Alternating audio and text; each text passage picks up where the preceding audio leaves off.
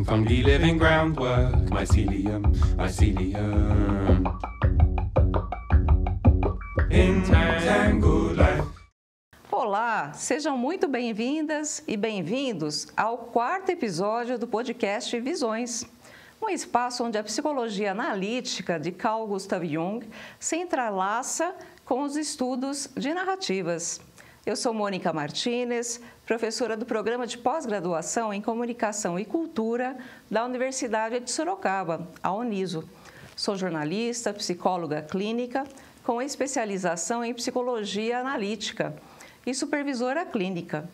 No episódio de hoje, tenho a alegria de compartilhar esse espaço de conversa com Sandra Paris, psicóloga clínica, também de abordagem analítica. E é com prazer que recebemos, nesse quarto episódio, nosso primeiro convidado internacional, o analista junguiano Claudio Melli. Italiano nascido no Peru, Claudio é graduado em Economia pela Universidade La Sapienza, em Roma.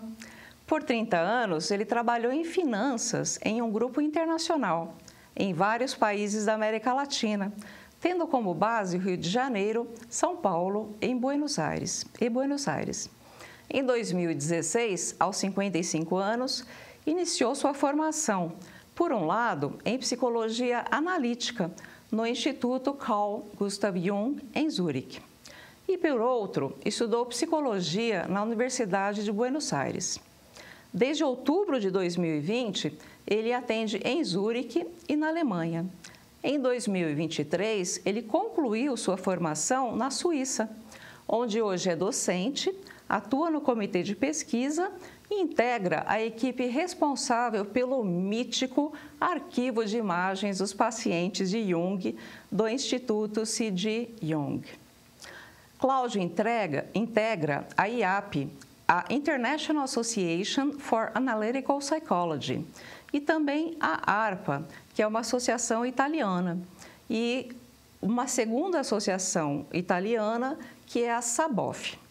Essa conversa foi gravada na tarde do dia 26 de maio de 2025, aqui nos estúdios da Universidade de Sorocaba.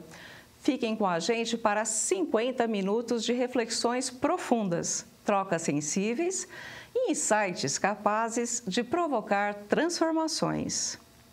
Claudio, muito obrigada por aceitar nosso convite para esse quarto episódio.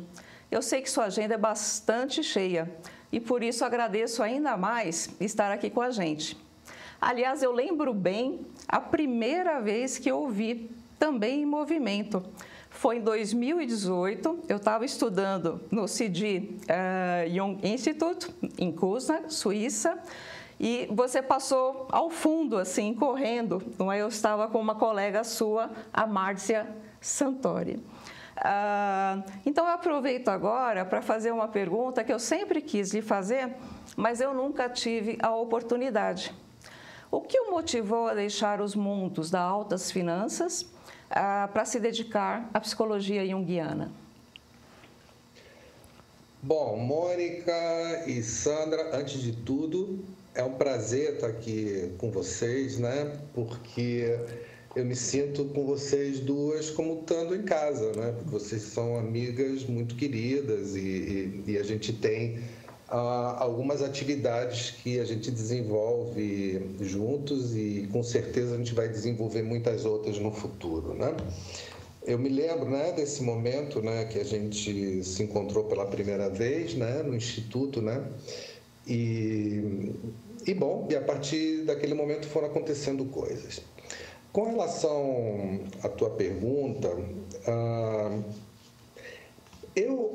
eu acho que eu sempre tive algo dentro que me dizia que aquilo que eu estava fazendo não era exatamente aquilo que era a minha vocação. Mas isso era como uma intuição, não era algo que efetivamente eu deixei, né, o espaço necessário para que isso pudesse se desenvolver numa faixa, na primeira etapa da minha vida. Ou seja, eu percebia que não era isso, mas eu não sabia exatamente o que era. E na primeira etapa da vida, a gente está muito focado, né, em se estruturar, em encontrar uma identidade, em fazer as nossas funções básicas, em criar, vamos dizer, os primeiros alicerces, né, daquilo que depois vai se desenvolver. Então, e na realidade, o trabalho que eu fazia saía muito bem, ou seja, ele funcionou bem, se desenvolveu bem, tinha uma certa libido em trabalhar com finanças.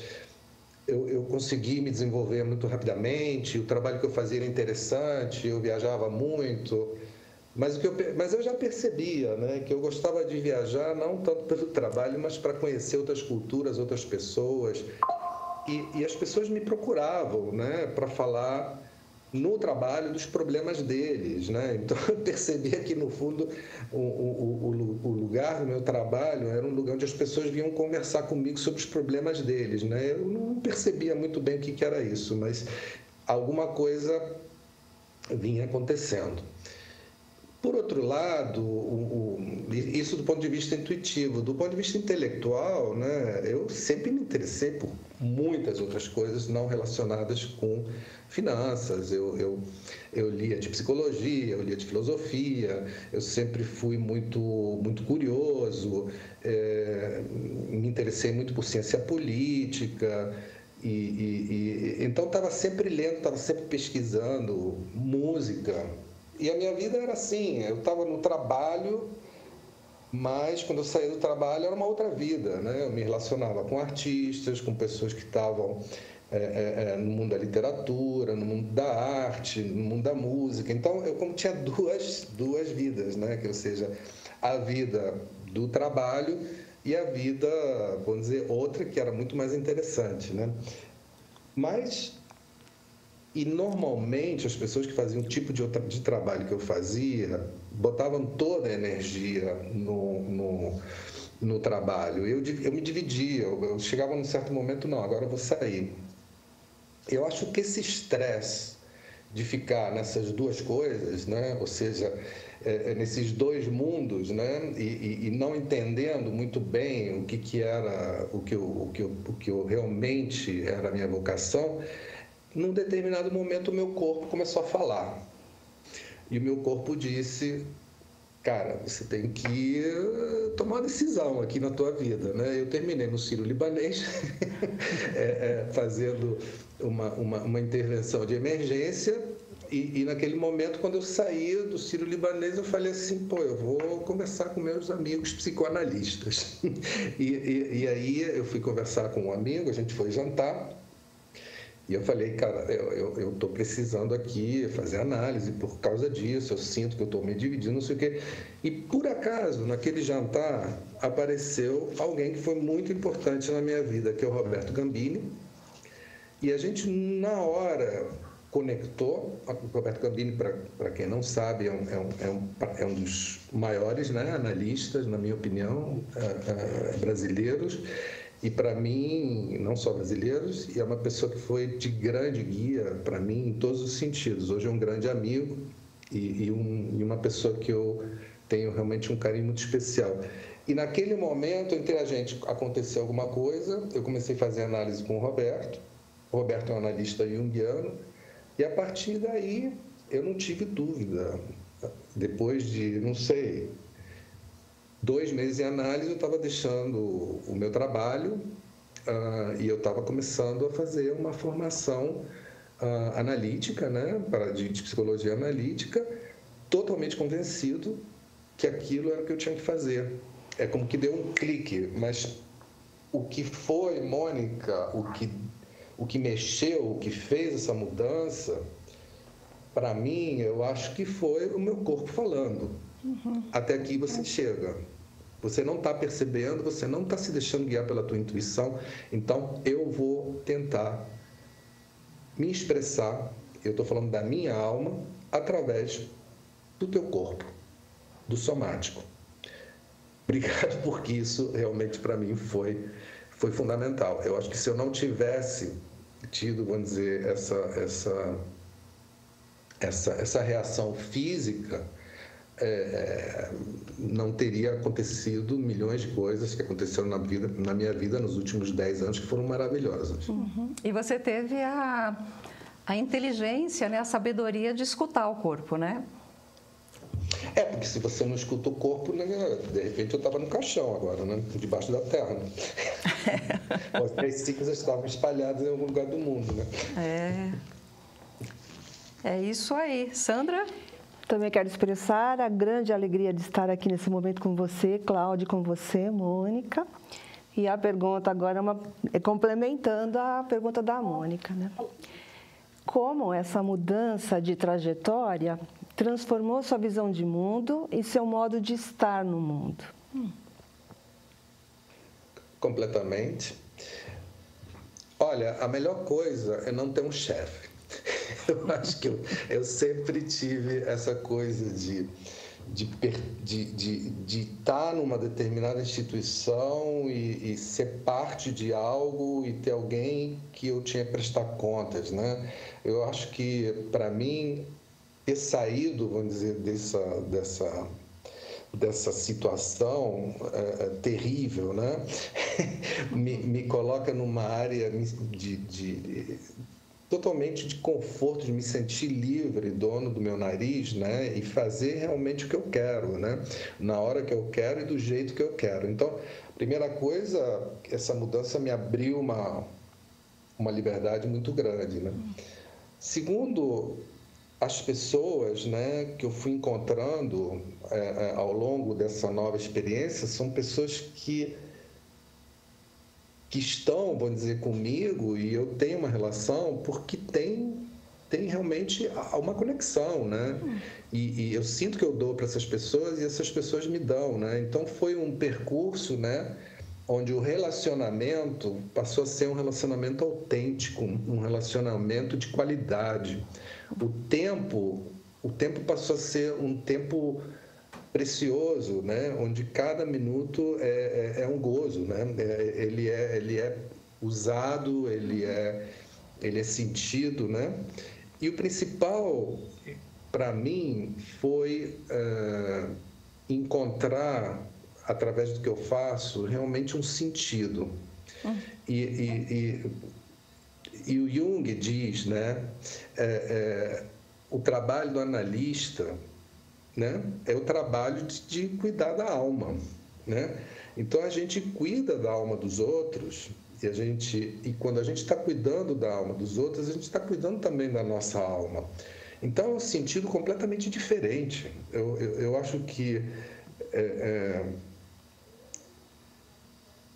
a minha vida, né, depois que eu saí, vamos dizer dessa primeira etapa, onde você tem que criar, vamos dizer, uma base material e de estrutura, nessa atual etapa, eu acho que eu estou realmente podendo dar o melhor de mim, né? E esse dar tem um sentido. E esse sentido me faz encontrar um caminho, e esse caminho é uma experiência com a alma. Então, para mim, é uma grande diferença, né? É interessante, né? Porque essa alma, num certo sentido, né? Acho que até dá para você falar um pouquinho depois sobre o conceito, o que é alma, né? Nessa perspectiva. Mas quando eu comecei a apresentar o seu nome, né, como o 4º convidado da série, eu vi muitos olhos aqui no próprio estúdio, né, se maravilharem, né, se arregalarem aí diante da sua história de vida, né, porque você tem um trânsito, né, muito interessante, né, filho de italianos, nascido no Peru, né, com passagens, né, pela América Latina, Buenos Aires, Rio de Janeiro. Hoje você atende em Zurique, volta, né, nos finais de semana aí para a Alemanha, né? Fala 4 idiomas. Ou seja, você carrega, né, uma bagagem assim cultural na perspectiva brasileira até bastante única, né? Então eu imagino que essa riqueza se reflita de forma profunda aí também na sua visão de mundo e na sua prática clínica. Então, acho que fica uma pergunta, né? Como essa trajetória influenciou sua escuta, influencia sua escuta e sua maneira, né, de trabalhar como um analista que trabalha com alma, né? E essa multiplicidade também, né, atravessa, né, esse setting, afeta, né, o vínculo seu, não só com seus pacientes, né, mas eu acho que numa perspectiva mais ampla também, né, com as pessoas com as quais você está conectado. Essa tua pergunta deve ter pelo menos 15 perguntas dentro de uma pergunta, né, Mônica? Você é terrível, né? Mas vamos lá, vamos por partes. Jornalista. Jornalista. Vamos aproveitar numa, a gente já mete 10, né? Pois é. Mas olha só, a questão é a seguinte, você ter a experiência que eu tive, né? Quer dizer, os pais deixam a Itália, vão morar no Peru, depois mudam para o Brasil, e depois eu vou morar na Argentina, depois na Itália, agora moro na Suíça, mas também na Alemanha. E ter feito um trabalho onde eu estava, vamos dizer, a cada semana, em determinados momentos, numa cidade diferente, tem suas vantagens, mas tem suas desvantagens também. Às vezes, quando eu vou numa cidadezinha, vamos dizer, nos Alpes suíços ou no interior da Alemanha, e eu vejo gente que passou praticamente toda a vida dele nesse pequeno povoado, e eu vejo essas pessoas tão integradas, tão no eixo delas, né? Tão centradas no que elas estão fazendo, e tão felizes, e sentindo e vivendo as suas raízes de uma forma profunda, eu fico com uma certa inveja. Eu falo assim, poxa, é um percurso diferente do que eu fiz, mas é um percurso onde essas pessoas têm um nível de realização e de felicidade profunda. Então, não necessariamente você ter vivido em vários lugares é uma coisa positiva. Ela tem alguns aspectos positivos, mas tem outros aspectos negativos. Agora, a questão é quais são as tuas raízes. Então, quando você começa como no meu caso, e tem muitas pessoas que têm experiência hoje em dia desse tipo, a questão é o que eu sou, né? Ou seja, qual a minha identidade, né? Então, aí, eu desenvolvi muito a ideia, né, de um conceito que quem não tem esse tipo de raízes, que nem esses sujeitos que eu encontro na Alemanha ou na Suíça, que eu fico invejoso, eu falo, né, que quando você não tem essas raízes, você tem que encontrar as raízes. E quais são essas raízes? São as raízes da alma. E aí eu penso no conceito de uns mundos, que é um conceito bem junguiano, né? Quer dizer, a gente, independente do que a gente é como indivíduo, tem alguma coisa que é mais profunda, que nos liga a todos. E hoje em dia, né, está se falando muito desse conceito de comunitas, né? Ou seja, a gente fala de ativismo, mas ativismo também pode gerar confrontação e tensão quando a gente reage às questões mais complexas da crise da sociedade contemporânea. Mas a gente pode falar de comunitas também. E a gente pode falar de uma raiz comum. E a gente pode falar de um conceito de se sentir responsável pelo coletivo. Então, mas aí a tua pergunta, mas o que é a alma, né? O que é a alma? Eu acho que eu posso dizer, eu não tenho uma resposta, né? Mas eu tenho uma resposta do que alma é para mim, né? Eu não sei se isso serve para todo mundo, mas para mim, alma é esse lado do ser humano, que ele vem junto com, a partir do momento que o ser humano ele passa a ser consciente, ele passa a ser civilização, ele passa a ser cultura, ele tem algo que vai além.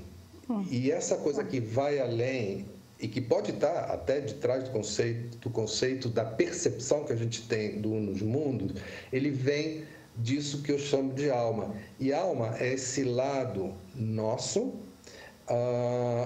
que a gente não tem um conhecimento pleno e que a gente acredita, através da psicologia profunda, que aquilo que é alma, que não é uma entidade, mas são processos, eles afetam a nossa consciência.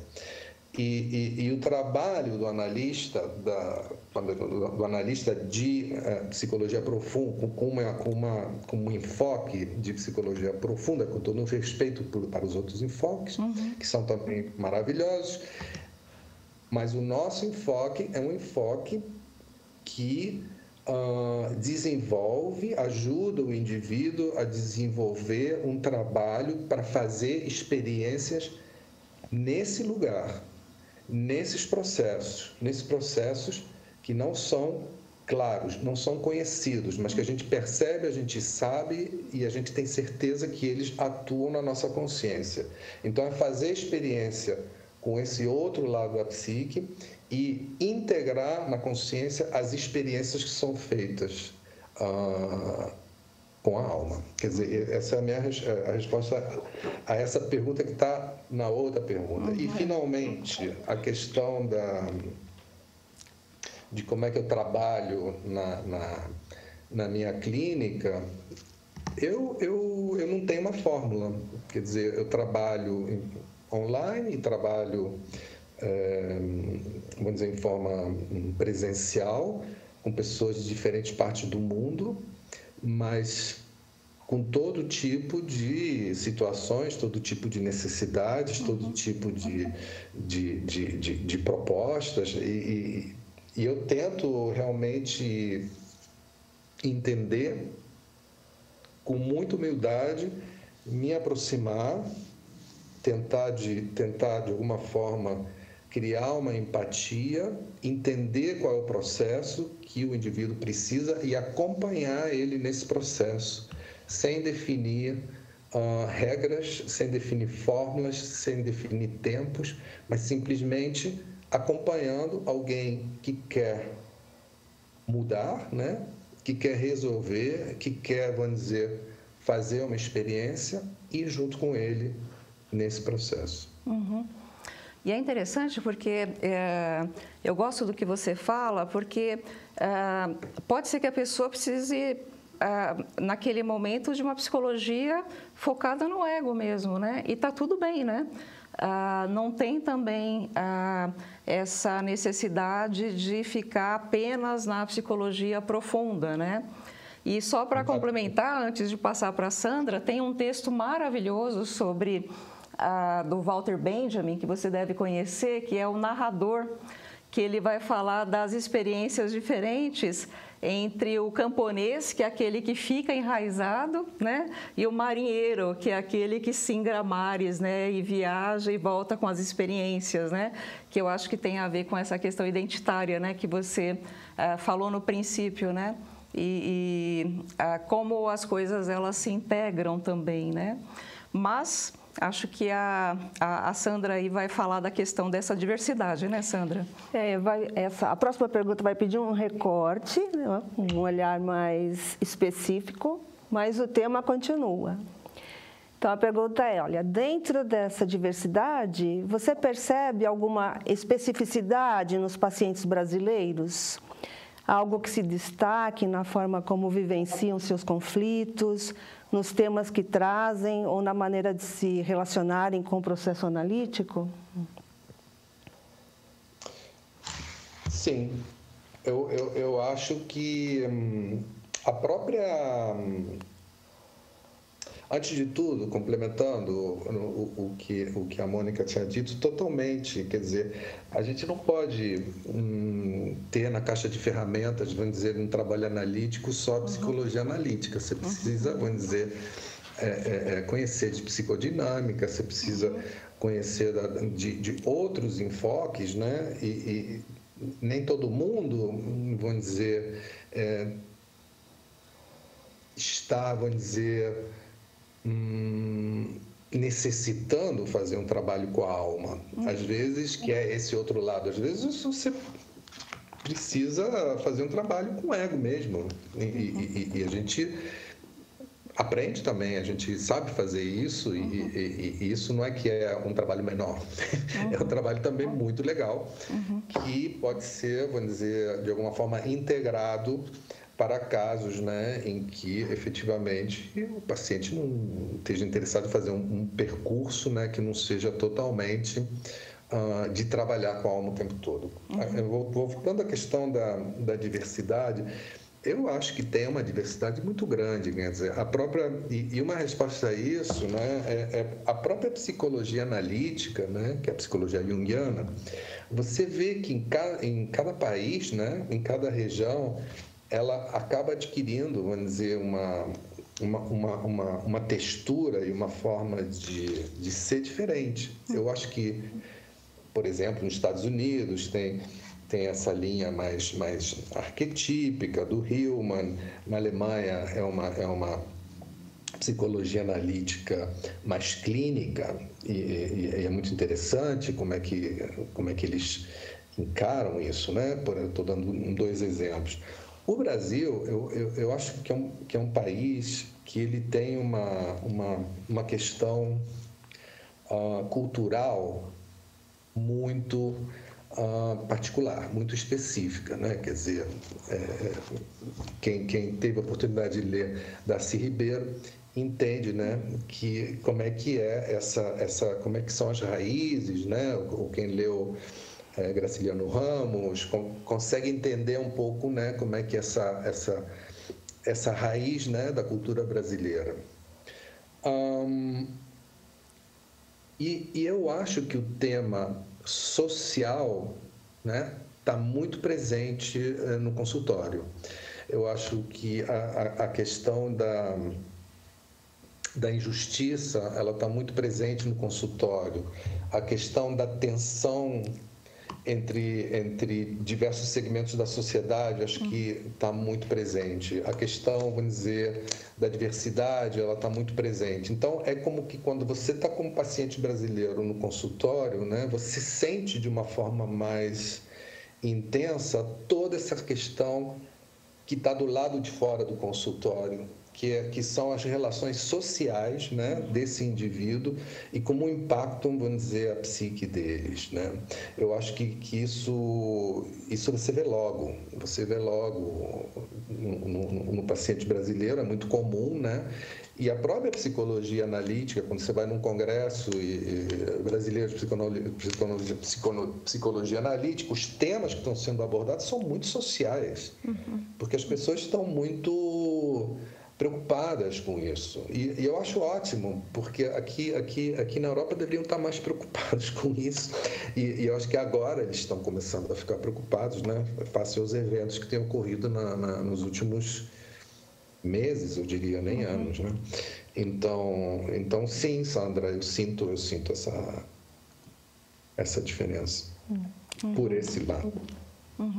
É interessante, né? Porque são conflitos, né, que se manifestam de formas diferentes, né? Uma alma brasileira, né? Socialmente, né, de uma forma que... Mas na Europa tem uma guerra em curso, né, que teve esse final de semana um bombardeio enorme lá, né?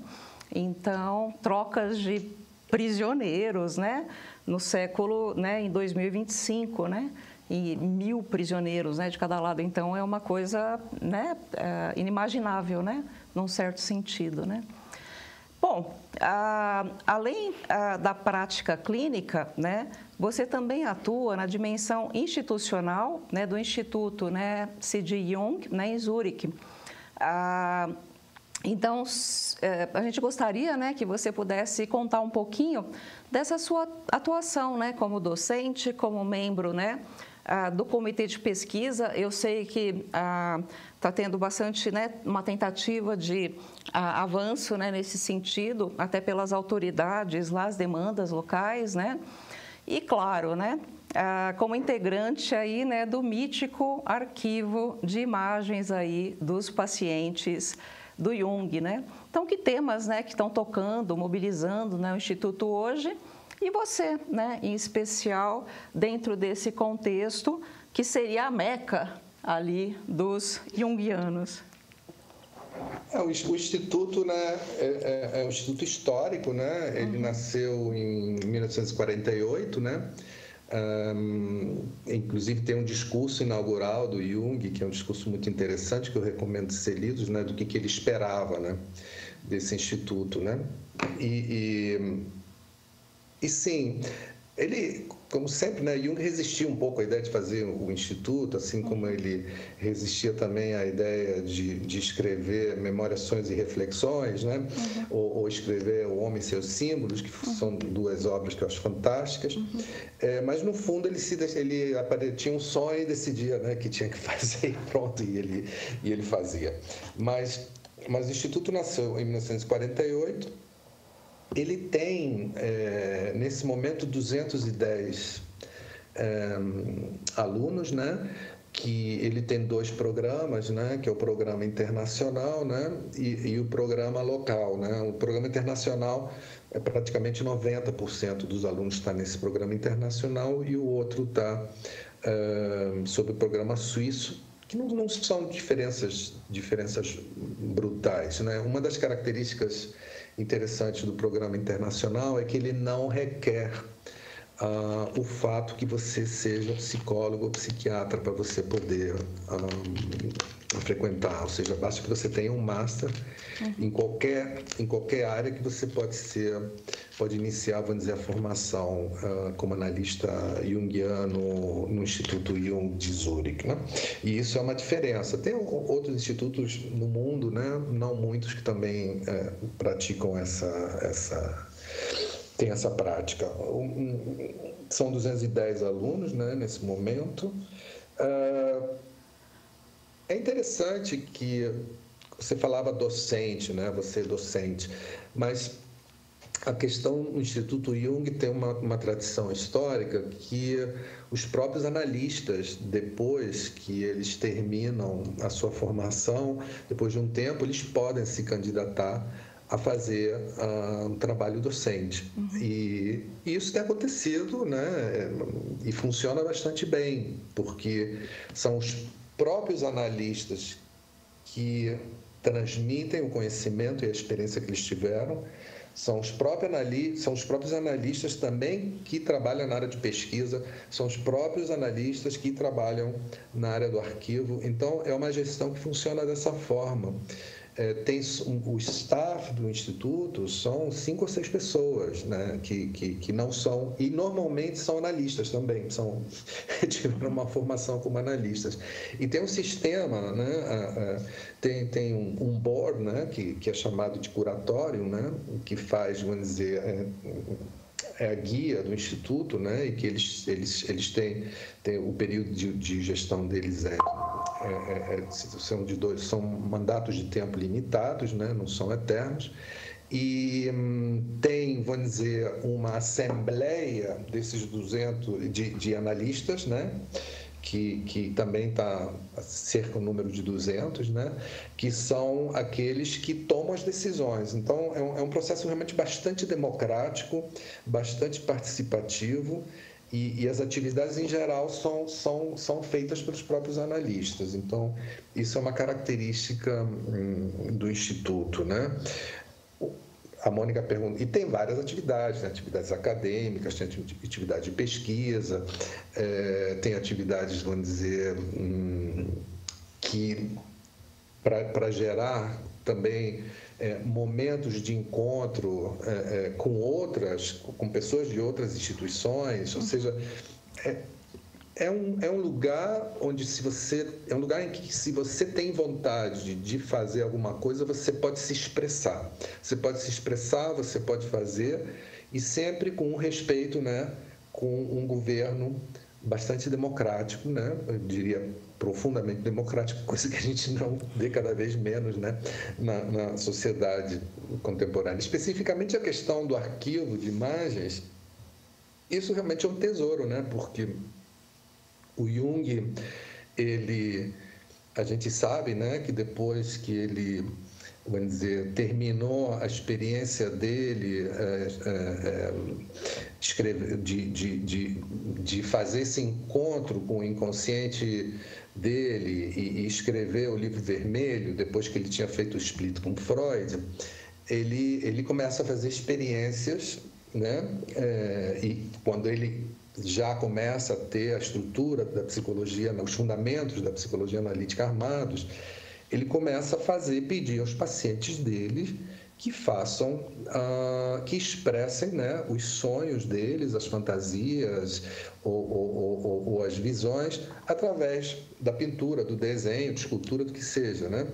E coisa que inspirou depois profundamente também a Anísia da Silveira. Aliás, a Anísia da Silveira já estava fazendo isso, mas quando ela percebeu que o Jung também pensava de uma maneira parecida, ou estavam fazendo uma experiência parecida com ela, os dois se encontraram e aí isso de alguma forma afetou muito o trabalho da Anísia. Mas os pacientes, o Jung ele pedia que o paciente expressasse, vamos dizer, através da pintura ou do desenho, a experiência que ele tinha no sonho ou na visão para fixar aquilo e de alguma coisa, e a partir dessa experiência de fixar através da experiência com a arte, isso já era parte do processo terapêutico. E os pacientes levavam, né, essas imagens para o consultório. E o Jung dizia, mas eu não quero ficar com isso, então você traz uma cópia e eu fico com uma cópia, né, para fazer o meu file, né, e para poder, vamos dizer, te ajudar, vamos dizer, no processo analítico, analisando, vamos dizer, te ajudando a analisar essas imagens, e você leva a original para casa. Então, ele foi ficando com cópias dessas imagens produzidas pelos pacientes. E hoje a gente tem 5.000, né, 5.000 imagens de pacientes do Jung, né? E essas 5.000 imagens, elas estão organizadas em 80 casos, e cada caso é uma sequência de imagens. Em algumas dessas imagens a gente tem escritos, cartas, e tem casos em que a gente conhece um pouco mais, né, como o caso da Christiana Morgan, ou o caso da Miss X, que está nas Obras Completas, volume 9, e tem casos que a gente sabe muito pouco. Mas uma das assistentes do Jung, que era a Yolanda Jacob, ela aplicou a mesma prática, e temos também 6.000 e algo imagens de pacientes da Yolanda Jacob. E a Yolanda Jacob, num determinado momento, ela disse assim, vou tentar organizar essas informações e vou tentar catalogar, vou fazer um arquivo. Então ela organizou, né, o arquivo do Jung, o arquivo dela mesma, né, e foi criado, né, o arquivo de imagens de pacientes do Jung e também da Yolanda.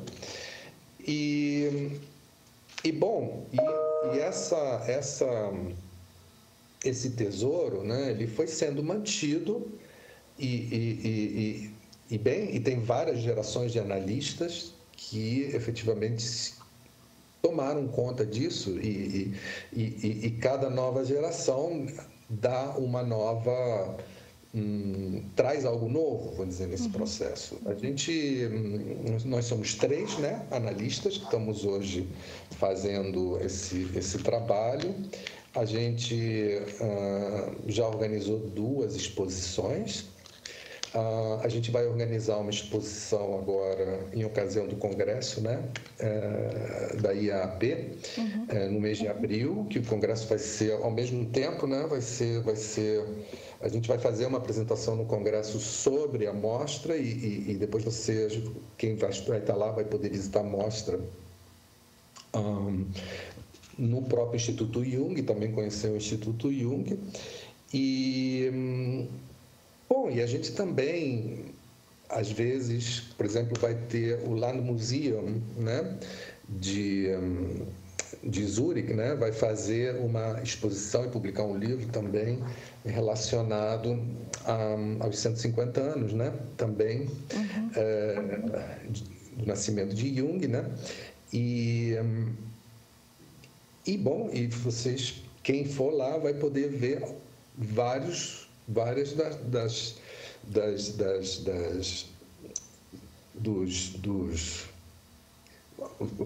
imagens da coleção nossa, né? A gente empresta imagens para amostras que são feitas por outros, não só a gente usa as imagens para amostras que a gente vai fazer, mas também a gente empresta para museus ou para outras instituições. E esse é um trabalho bem gratificante, bem interessante. E é um trabalho de pesquisa também, né? Porque vem pessoas de diversos lugares do mundo, estão fazendo tese, estão escrevendo livro, eu quero fazer, eu quero ver. Então, eles vêm, eles ficam lá, eles estudam, eles consultam, a gente conversa. Então, é um trabalho muito, muito interessante, muito gratificante. E é interessante, né? Porque hoje, quando a gente fala cópia, dá a impressão que é uma cópia xerográfica, né? Que os pacientes faziam, ou uma foto, né? Uma imagem, né? Mas não, né? Eles desenhavam novamente, não era isso? Exatamente. Isso. Desenhavam Exatamente. Novamente, né? Às vezes, quando você vê o original e você vê a cópia, você vê que as duas são desenhadas, né? Mas, às vezes, eles têm uma qualidade bastante parecida, às vezes não tanto, né? Eles relaxavam um pouquinho na cópia, mas era a mão mesmo. Quer dizer, e tem, por exemplo, tem lá, a gente tem uma cópia do diário, né? Da Christiana Morgan, e ele era escrito à mão e desenhado do lado, né? São coisas que se faziam nessa época que são de uma qualidade, uma beleza inacreditável, né? Únicas, né? Ou, no caso, duplas, né? Vamos seguir. Nós sabemos que você gosta de aplicar na vida, né, as experiências, essa expressão da alma. E em outubro de 2024, você esteve no Brasil, desenvolvendo um projeto com outros analistas do Centro Unitas, que relaciona a psicologia analítica e candomblé. Uma proposta que certamente exige uma escuta profunda e intercultural.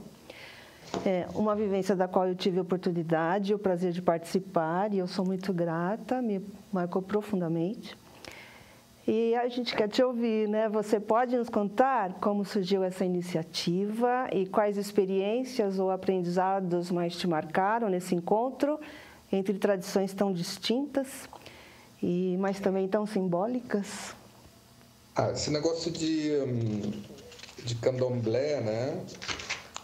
Eu sempre tive, desde criança, ligado ao candomblé, né? Mas eu não sabia. Porque eu cheguei, né, ao Brasil com 8 anos e claro, eu estava estudava no Colégio Santo Inácio, né? Um colégio jesuíta, minha família católica e tal.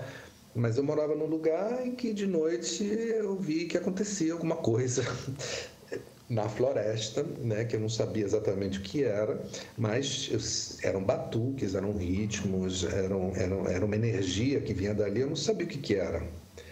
E claro, naquela época no Rio de Janeiro, eu caminhava pela rua e tinham várias coisas. De manhã, né, quando eu ia para o colégio com a minha malinha e tal, eu via que tinham várias coisas no chão que tinham sido produzidas, né, durante a noite, e algumas estavam próximas desses lugares, né, onde eu escutava esses ritmos. Então, quando você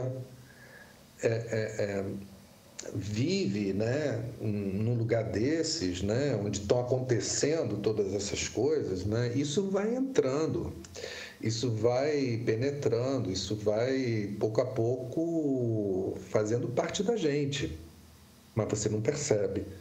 E num determinado momento, né, ao longo da vida, né, assim como eu descrevia antes, né, e a Mônica dizia, 50 anos, ele começa a se aproximar, vamos dizer, se desenvolver com a psicologia analítica, o candomblé, em determinado momento, começou a falar, e através da minha alma. E aí eu comecei a fazer uma pesquisa mais intelectual. O que é o candomblé, como é que funciona, etc, etc. Depois eu escrevi, depois eu fui ver como é que é. Aliás, até me lembro, né, que o meu pai, né, que era uma pessoa bem tradicional, né, cultura católica, italiana, me levou, né, quando eu tinha 10 anos, né, em Salvador, em 2 terreiros, para ver o ritual de candomblé. Então, já tinha alguma coisa que estava fermentando, né, desde criança, mas ela, quando... É que nem tem algo que brota em algum momento, porque é o momento que, né, que a alma se manifesta, né? Quer dizer, tem alguma coisa aqui que quer falar. Aí eu comecei a escutar aquilo que queria falar, eu comecei a, como eu disse, a ver a questão de um ponto de vista mais intelectual. Depois eu fui ver como é que era, eu percebi que tinha vários amigos que também, de alguma forma, estavam ligados, e através dos amigos eu fui me aproximando, fui fazendo a minha experiência, eu achei a coisa muito interessante, me abriu, vou dizer, uma nova perspectiva, uma nova forma de ver, uma religião onde os símbolos falam, estão vivos, e eles podem ser percebidos, eles podem ser experimentados. E nós, junguianos, gostamos de fazer a experiência. Então, então para mim, era importante fazer essa experiência. E eu fiz a experiência para mim. E depois que eu fiz a experiência para mim, eu falei, bom, eu preciso compartilhar isso. Eu não vou ficar com isso só para mim. Então, como a Sandra falou, né, com a Daniela Ruiz, que é uma companheira, né? A gente fez a formação junto e tal, a gente falou, vamos fazer algo juntos, vamos. Aí a gente realmente organizou um grupo e levamos esse grupo para fazer essa experiência, mas aquilo que eu falava no início, quando a gente fala Jung fala de individuação, né? Individuação não é uma coisa que é só para dentro, é para dentro e depois para fora, e é uma experiência de você compartilhar aquilo que você viveu internamente. Não faz sentido você viver para ficar só para dentro, você precisa do de dentro para conectar com o de fora. Então, o que aconteceu no candomblé é o que acontece também no meu trabalho clínico, né? Quer dizer, a minha experiência ela é compartilhada, bem dizer, com o mundo externo, e nesse caso com o candomblé foi a mesma coisa, né? Foi essa necessidade dessa troca com o mundo exterior daquilo que eu estou experimentando internamente, nesse caso específico com o candomblé. Muito bonito. E é interessante, né, porque nessa linha de imagens, né, vivas, né, você desenvolve desde 2023 com uma astróloga italiana, a Lianella Livaldi, um método no qual, né, a psicologia analítica e a astrologia se combinam como vias de autoconhecimento. E agora vocês estão na fase final, né, de lançamento do livro Psicodinâmica e Astrologia, em italiano, né, que apresenta essa proposta. Em que aspectos vocês consideram que essa abordagem, né, avança em relação ao que o Jung fazia, né? Porque ele também transitava por aí, né? Pedia mapas, né? Dos pacientes, ele mesmo não fazia. E considerando, né, os desafios contemporâneos aí, com a aceleração do tempo, né, crises de identidade, você diria que esse método oferece uma possibilidade nova, ampliada, de leitura da alma, que é bastante importante nos tempos atuais? Eu não sei se a gente pode chamar isso de método, acho que seria muito pretensioso. O que eu fiz foi uma experiência. Tá. Livro é produto de uma experiência. Qual é a experiência? Eu não sou astrólogo, mas eu comecei a aprender astrologia com a Lianella, que a Lianella pratica astrologia há mais de 40 anos, escreveu vários livros, uma pessoa maravilhosa, vive na Alemanha, ela é italiana. Mas quando eu estava fazendo estudei com ela 2 ou 3 anos, até, acho que um pouco mais, mas um dia eu falei com a Leonela, olha, né, Leonela, sabe o que eu percebo? Eu percebo que nós, analistas junguianos, a gente fala de astrologia, a gente usa astrologia, mas a gente tem vergonha de falar que a gente usa astrologia no setting analítico, porque isso, vamos dizer, não está dentro das regras e a gente aprende que o setting analítico a gente não pode, vamos dizer, penetrar ele com outros fatores externos, como pode ser, vamos dizer isso. E eu acho que vocês, astrólogos, no final, vocês entendem muito mais de psicologia que muitos psicólogos. Mas vocês também têm vergonha de realmente assumir, vamos dizer, um papel de poder estar em certas situações que são mais sensíveis a aspectos da abordagem psicológica. Então, por que a gente não vai fazer uma experiência de abertamente usar a astrologia em 2 casos clínicos? E depois a gente vê o que dá. E o objetivo do livro, que agora vai ser publicado em italiano e em alemão, mas a ideia é também publicar em espanhol, em inglês e em português, a ideia, a gente pegou 2 casos clínicos, 2 pacientes meus, e os 2 pacientes aprovaram fazer parte dessa experiência, inclusive com declarações, mas com toda a documentação necessária, né, para todo mundo estar protegido, e inclusive eles, ou seja, o que é expresso, né, no livro não mostra, você não pode identificar ele, não tem os dados pessoais, se fala de uma cidade é outra, uma data é outra, ou seja, o livro está armado para que eles não possam ser identificados, apesar de que eles aceitaram fazer essa experiência e tiveram oportunidade de verificar. Mas a gente fez um trabalho no sentido de, depois do período de anamnese, né, dos 2 pacientes, eu com a Lianella, eu me reuni com a Lianella, a gente fez um mapa deles e a gente trouxe na informação da anamnese também, vamos dizer, elementos de astrologia. E a gente compartilhou depois, e eu compartilhei depois com os pacientes. A Lianella nunca teve um contato direto com os pacientes, era eu que tinha o contato e eu me reuni 3 vezes ao longo do processo. Então, no meio, depois de 6 meses de análise, eu me reuni de novo com a Lianella para compartilhar como estava indo o processo analítico e a esse ponto a gente checou se a informação que a gente tinha obtido no início do processo analítico com relação no momento de anamnese tinha agregado algum valor ao que eu tinha experimentado até esse momento. A gente viu a que ponto estava a análise, aí a gente fez os trânsitos astrológicos com a Lianella. E com os trânsitos a gente começou um pouco a ver o caso clínico sob o ponto de vista astrológico numa perspectiva dinâmica.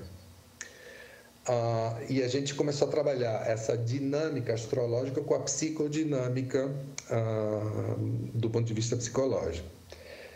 Depois de 6 meses, a gente se reuniu de novo com a Lianella para ver qual tinha sido, vamos dizer, o valor de ter visto, vamos dizer, o paciente de um ponto de vista da astrologia dos trânsitos, né? E a gente trabalhou sobre a questão de qual é o mito, o mito pessoal de cada paciente. Então, são 2 casos clínicos, onde a gente mostra, vamos dizer, como é que é esse fazer astrologia e psicanálise ao mesmo tempo com 2 pacientes. eu não posso dizer que isso seja um método. Isso é uma experiência que a gente fez, que a gente vai querer compartilhar, vamos dizer, com outros analistas e também com astrólogos. A gente vai fazer seminários, né, onde a gente vai compartilhar essa experiência, e o nosso objetivo é receber feedback dos analistas e dos astrólogos, para a gente fazer o nosso próximo passo, que provavelmente vai ser outro livro, trazendo, vamos dizer, para essa primeira experiência algo que possa desenvolvê-lo, mas não é um método, é uma experiência. Uhum. Mas acho que vocês já tiraram algumas considerações, né? Uma avaliação, né, dessa fase, dessa etapa. Daria para você compartilhar pelo menos uma avaliação sua, preliminar, de como é que você sentiu essa parceria? Eu acho que eu senti ótimo. Eu acho que para mim me ajudou. Mas também depende também do paciente. Eu acho que esses 2 pacientes que eu escolhi particularmente para fazer esse trabalho, os 2 são pacientes que estavam abertos à questão da astrologia. Então, quando eu falava de astrologia com ele, eu tinha um feedback. Você não pode fazer isso com um paciente que você fala em astrologia e fala, não acredito. Sim. Não é? Seria a mesma coisa que quiseram. Mas quando o paciente ele está engajado, ele está interessado, ele traz a questão, ele faz as perguntas e ele incorpora isso, vamos dizer, no processo analítico dele, é riquíssimo. Nos 2 casos, funcionou, mas isso não quer dizer que em todos os casos funcione. Então, por isso, um pouco que a ideia é abrir esse debate, né, com analistas e astrólogos, que talvez eles possam ver outros elementos que a gente não viu, né, para a gente integrar e pouco a pouco ir desenvolvendo e, quem sabe, em algum momento transformar isso em, não diria um método, porque eu não gosto da palavra método, mas algo que outras pessoas possam também experimentar e a gente poder discutir, né? Como um recurso a mais, né? Como um recurso a mais, exatamente. Falando em recurso a mais, um outro também expressivo, né? Sabemos que você eventualmente recorre ao tarô em sua prática clínica, algo que desperta bastante curiosidade, especialmente entre aqueles que se aproximam da psicologia analítica. Poderia nos contar um pouco mais sobre isso? De que forma o tarô pode funcionar como uma ponte entre o inconsciente e as imagens arquetípicas? E de que maneira sua integração no processo terapêutico pode favorecer o autoconhecimento? E nesse contexto, como você compreende a relação entre o tarô e a noção de sincronicidade, tão central na obra de Jung? E, se possível, compartilhar algum exemplo simbólico que ilustre, como uma linguagem imagética? Olha, eu quando comecei a estudar psicologia e psicologia analítica, eu comecei a estudar o tarô ao mesmo tempo. E o tarô, ele, para mim, as imagens, eu trabalho com tarô tradicional, né? O tarô de Marcília, né? E para mim o tarô, as imagens dos arcanos, eles têm um conteúdo simbólico muito potente, né?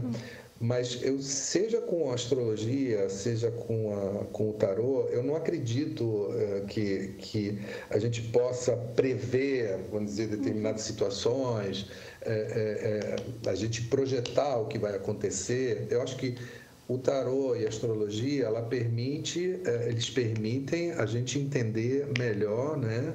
Quer dizer, o indivíduo a partir da potência, né, que essas imagens têm e como elas atuam sobre o indivíduo.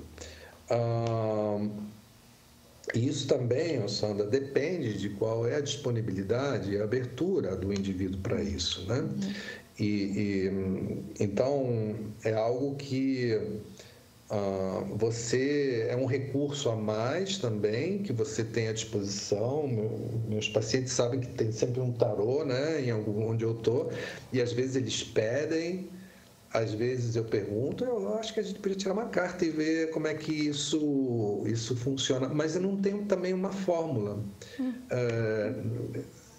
Depende de como as coisas estão funcionando, de qual a energia que tem no lugar, o que está acontecendo, e não tem uma fórmula, não tem um mecanismo, não tem uma solução. É um recurso a mais que você pode usar quando você acha que você pode fazer isso e quando o paciente está interessado e aberto, né, para esse tipo de experiência. Perfeito. Como a gente costuma dizer, a sessão é do paciente, né? Exatamente. Para encerrar, eu gostaria de te perguntar algo mais pessoal, se estiver bem, né? Quais são os seus sonhos nessa fase da vida? E o que sua alma ainda busca, né? Tanto pessoal quanto profissionalmente? Olha, outro dia eu estava pensando nisso e conversando com alguém sobre isso. E, na realidade, a minha vida está tão boa que nunca me senti assim como eu me sinto nesse momento. Eu não tenho absolutamente nenhum sonho. Ou seja, está tão bom, mas está tão bom que o importante é continuar como está e viver cada minuto, cada segundo da forma mais plena e profunda possível. Eu não tenho absolutamente nesse momento uma expectativa, um projeto que eu possa dizer, olha, esse é meu grande sonho. Meu sonho é continuar nessa experiência que eu estou fazendo, de poder efetivamente ajudar, né, quem eu posso ajudar a encontrar um sentido. Tem sim, vou dizer, eu tenho me envolvido mais com questões coletivas, né? Nesse campo, né, eu sinto uma necessidade de estar mais presente, né, num momento em que de crise, né, da metacrise da sociedade contemporânea, eu sinto cada vez mais uma necessidade de poder também contribuir para aspectos, né, que são coletivos, né, são de sombra coletiva, e eu acho que através da psicologia analítica, né, junto com... ela pode ser uma ferramenta também muito potente para analisar e ajudar a entender, né, junto com outras disciplinas, problemas coletivos, né, como os da crise da sociedade, da metacrise, né? Antes de encerrarmos, né, eu gostaria de expressar minha gratidão a todos que tornaram esse episódio possível, em especial a equipe do Labicom e a professora Evenise Batista. Eu gostaria também de agradecer a querida Sandra Paris, que viajou mais de 1h30, não é? Para chegar aqui, de Americana até Sorocaba. E o nosso, né, posso falar em nosso nome, muito obrigada ao Cláudio Melli. Eu sei que falo, né, em nome de todos aqui, quando eu digo que é uma honra ter tido a chance, né, de fazer essa rica troca, né, com você. E acima de tudo, né, agradecemos imensamente a nossa audiência e nos vemos no próximo episódio do podcast Visões. Não se esqueçam de acompanhar e curtir o programa nas plataformas do YouTube e Spotify. Muito obrigada. Being fungi, living groundwork, mycelium, mycelium. In tangled life.